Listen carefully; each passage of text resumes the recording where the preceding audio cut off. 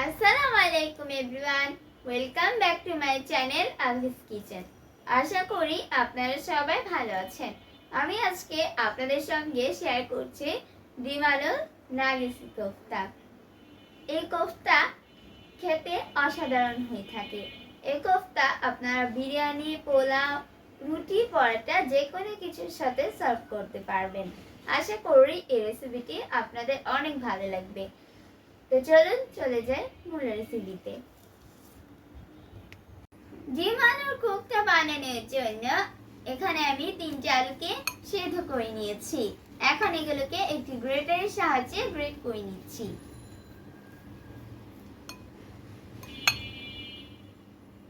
আলুগুলোকে গ্রেট করে নিয়েছি।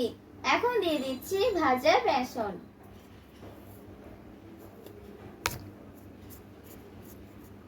দিচ্ছি পরিমাণ মতো লবণ।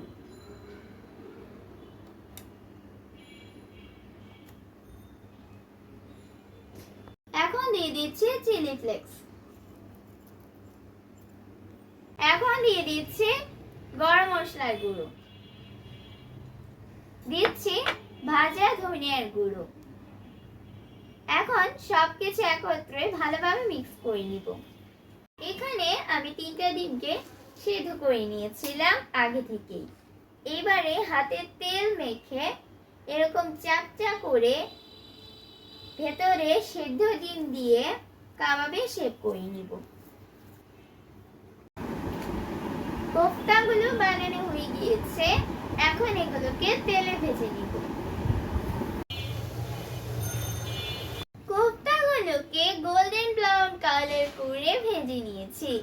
এখন এগুলোকে ঠান্ডা করে মাঝখান দিয়ে কেটে নিব। এগুলোকে আমি ঠান্ডা করে মাঝখান দিয়ে কেটে নিয়েছি। প্যানে তেল গরম করে নিয়েছি। এখন দিয়ে দিচ্ছি 4 থেকে 5টা পেঁয়াজ কুচি।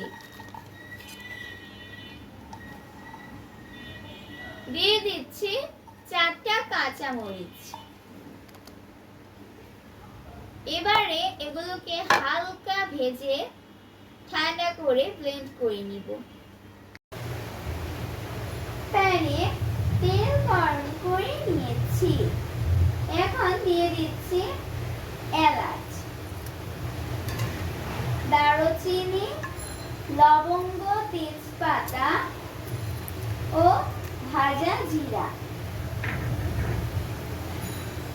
দিচ্ছি আদা ও রসুন বাটা।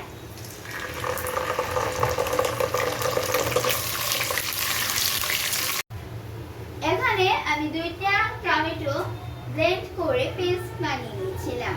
এখন দিয়ে দিচ্ছি। এখন কিছুক্ষণ এই টমেটোটাকে রান্না করে নিব।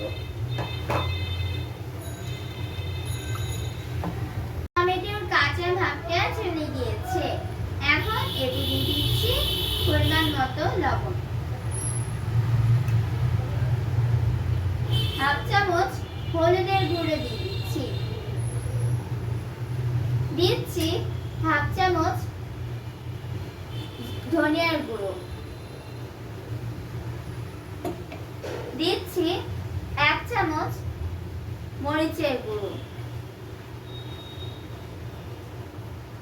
হাফ চা চামচ জিরার গুঁড়ো দিয়ে দিচ্ছি। সবকিছু ভালোভাবে মিক্স করে নিয়েছি। এখন দিয়ে দিচ্ছি আগে থেকে পেঁয়াজ ও কাঁচা মরিচ যে ভেজে রেখেছিলাম সেটা।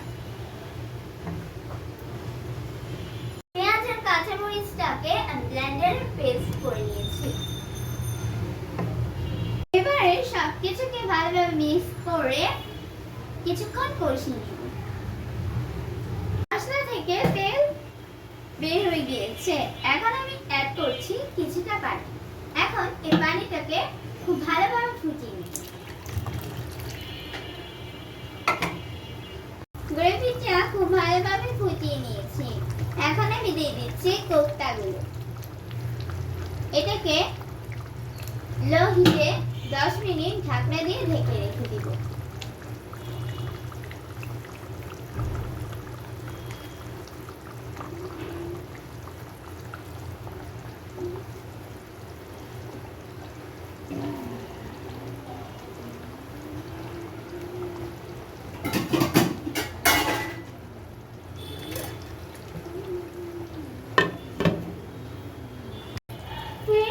দিলাম 10 মিনিট পর। এখন ওপর থেকে সামান্য ধনেপাতা দিয়ে দিচ্ছি।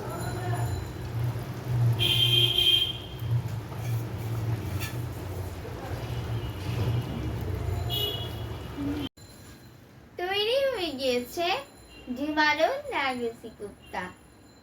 আশা করি এই কোপ্তার রেসিপিটি আপনাদের অনেক ভালো লেগেছে।